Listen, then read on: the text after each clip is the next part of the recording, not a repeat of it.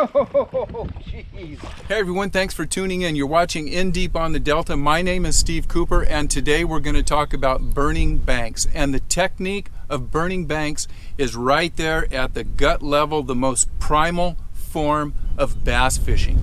You're going to come out, you're going to find a bank, you're going to grab a handful of fast-moving baits. You're going to hit that bank with your trolling motor on high, and you're going to start machine gun casting.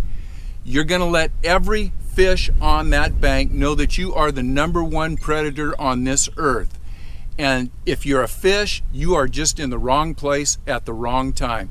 Let's get into the video, and we're going to see how we make this technique work.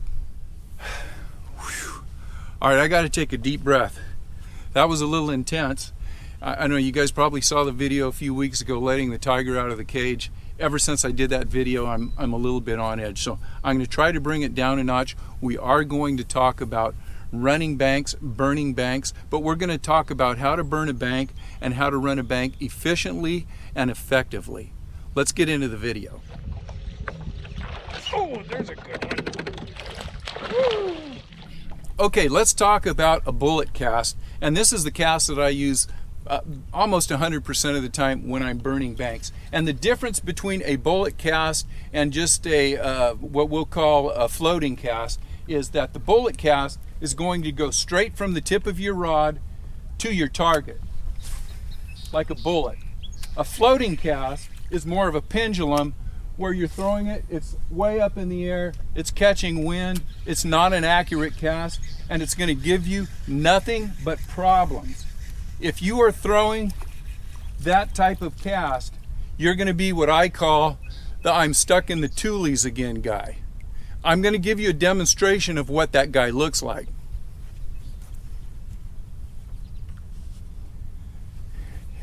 Oh no! I think I'm stuck in the toolies again. Can you turn the boat around? Can you turn the boat around? I'm stuck. Oh, I don't want... I want you to take two things away from the imitation that I did of the I'm stuck in the toolies again guy. Number one, you don't want to be that guy. Number two, I've been spending too much time alone on the deck of a bass boat out here in the Delta. Let's get to the cast. So here's the power cast, and this is how you're going to do an accurate power cast. It's going to cast the same way every time. First thing you want to do is make sure that your bait is the same distance from the tip of your rod to the bait when you're casting. So generally for me, it's about a foot, 10 inches to a foot. You don't want this to be 3 feet. You don't want the bait to be 3 feet away from the rod, because that's going to make a big pendulum cast and it's going to get up in the air. Ideally, when you make this cast, you don't want the bait getting more than a foot or so above the tip of your rod. That's in an overhand cast. Now remember, we're going to be using the weight of the bait to load the rod, meaning that this rod is going to bend, and it's going to help us project this bait out, and it's going to build up what I would call bait speed. So we've got about a foot of line out. I'm going to look at my target, I'm going to put 2 hands on it, and I'm going to really punch it to my target. Just like that. What that does, it throws that bait on a rope. Just like a football player, if you're a quarterback and you're throwing to a receiver, when that ball leaves your hand, it's got to be thrown on a rope right to the target. That's the same thing we're doing with the bait. So the bullet cast is going to do a couple of things for you. It's going to help you to be much more efficient. It's going to keep that bait from coming up too high where it gets over toolie banks and it's affected by wind. And so it's going to make you a really more of a accurate caster. So work on that cast and make sure you're not floating it up in the air. Okay, let's go over the technique on this. And for you guys that are real power fishermen, you like to get out and move around, or you got ADD, you're going to love me, because this is so fast and simple. As I said before, this is just primal bass fishing. What I like to do is find a bank that I haven't fished before, or one bank that doesn't get pressure for whatever reason. I haven't been back or fished this bank in a while, and I want to cover this bank quickly and I want to cover it efficiently. So I am going to pull up, I'm going to look for the first drop off that's deep enough where I can pull my boat in and go down the bank. If that drop off is in 2, 3, 4 feet of water, that's fine. If it's out in 5 or 6 feet, that's great too. But I'm going to pull right over the drop off. I'm going to head down the bank. I'm going to put the trolling motor on high, and I am going to fan cast in probably 1 to 2 feet of water out to about 6 to 8 feet of water, and I'm going to try to cover as much water as I can as quickly as I can. When you're doing this, you want to make sure you're using the proper baits. This is not a technique that you're going to use a worm or a frog or maybe a popper or a slower moving walking bait. The baits that I prefer to use, if I'm going topwater, I'll throw a buzz bait. Whopper ploppers are great. If I'm going subsurface, one of my favorite baits is a bladed jig. You know, a jackhammer out here on the Delta is an incredible bait.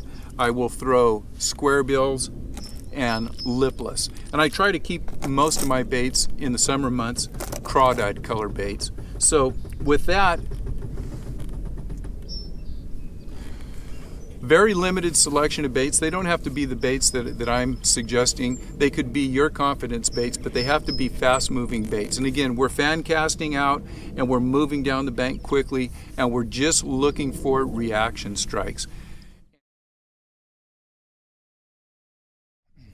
When I'm running a rock bank and I'm looking for a place to start, I always like to find a transition zone to start at. And the transition zone here is the tules to the brick-brack. This is a especially great place because I have some big chunk rock out here. For whatever reason it is, when they dumped all this rock in, they had some different sizes of rock.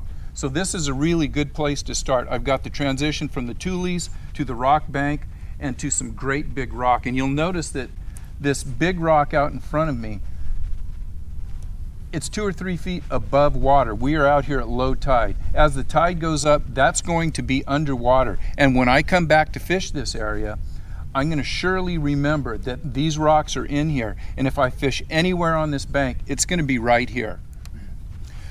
So we're going to run down this bank, and it's a very nondescript bank. It looks like it's just a straightforward bank with not a whole lot of points or obstructions on it that the fish can hold on.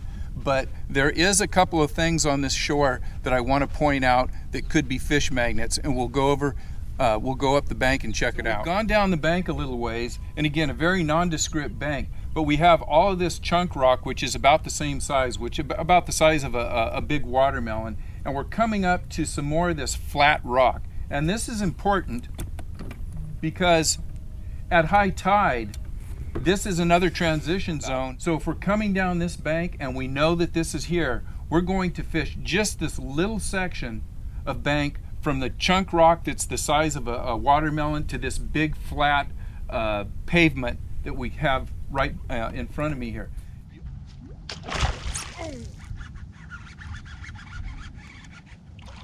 Oh, geez. Banks that have lots of isolated tule clumps on them are really good banks to fish, but you really don't want to underestimate fishing a bank that is just totally barren with one patch of tules on it. Most bass fishermen out here will fly right by this, and although this may not be a prime bank to fish, if there are any fish on this bank, they're probably going to be somewhere around this little bunch of tules. Let's talk about a very simple technique that'll put a lot more fish in the boat for you, and that is overcasting a target. We're going to use this hyacinth point or tip of the hyacinth as a target. It doesn't have to be hyacinth. That could be a rock, it could be a log, it could be stick-ups of any kind, it could be any type of point. But I'm just using this as a reference. If we're worm fishing or jig fishing, we're probably going to want to do a pitch cast right to the target. But when we are burning a bank, we want to overshoot that target and bring the bait into the target. Now in this situation, we're just demonstrating. I'm going to overshoot that target by about 5 or 6 feet, and I'll show you what I'm meaning here. We'll throw it out, and we're bringing that buzz bait into the target and moving it right around the target. Rather than making this cast and starting right here, that may get you the big blow up once in a while if you have a fish that is super aggressive. You know, when that drops at that point, the fish are going to do one of two things. They're either going to fight it or flight it, and most of the time it's a flight. You don't get that big blow up very often.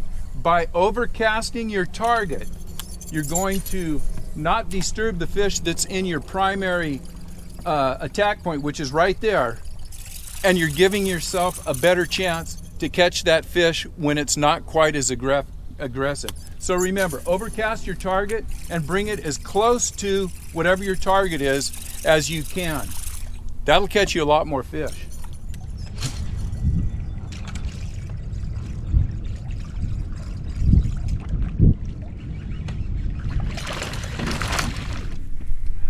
Another thing that's really important when we're looking for tulies, if you're looking to fish the hyacinth, you're looking at an area that's going to hold the hyacinth through high tide and through wind. And when you have not only hyacinth, but some hydrilla or other submerged vegetation, that's going to hold this hyacinth in here. So this hyacinth will be here for weeks and weeks on end. It's not going to blow away with the tide.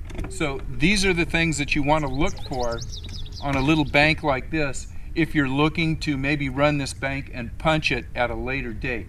When we're burning the bank, we're just going to set up just outside of the submerged vegetation and really burn the bank. And as you can see down on this bank here, there is a transition zone, and we talked about at the beginning of the video.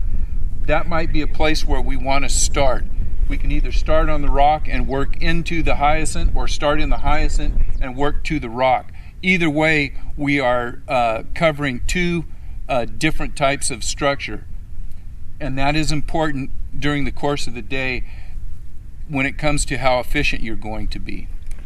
This is not a technique that you're going to want to do every day, 3 or 4 times a day, but it is a technique that you want to put in your arsenal. And every few times that you're out here, when you're going down a bank that you haven't fished in a long time, or maybe you've never fished or nobody ever fishes it, this is a good technique to try on those banks. But you'll be surprised how many banks that just don't look like they hold anything actually hold fish, and you can have a new bank in your arsenal that you can come out to and catch fish. Just a matter of trying it and getting out and putting your boat in high gear and running a few banks every now and then. So with that, I want to thank all of you guys for watching, and I hope this video, you got something out of it that is going to help you in the future, maybe to catch a few more fish. If you haven't subscribed, make sure you subscribe.